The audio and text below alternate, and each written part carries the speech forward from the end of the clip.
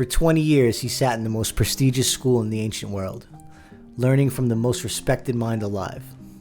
Plato taught him that the world you can see, the world you can touch, is an illusion, a shadow of something higher, that a tree isn't really a tree, it's a flawed copy of a perfect idea of a tree, somewhere beyond your senses. And for 20 years, he listened, but something didn't sit right. Aristotle didn't see a flawed copy when he looked at the tree. He saw bark, roots, rings that told you how old it was, a system that pulled water from the earth and turned sunlight into leaves.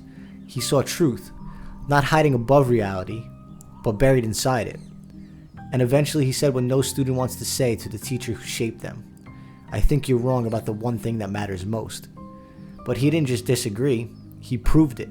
He went outside, he dissected animals and studied what was inside them.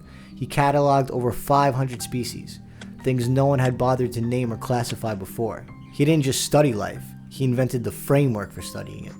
Biology, zoology, formal logic, political science, poetics. Where Plato sat in a room and theorized about perfection, Aristotle got dirt under his fingernails and built the disciplines that are still standing thousands of years later. One path said, think harder. The other path said, look closer. And Aristotle chose to look.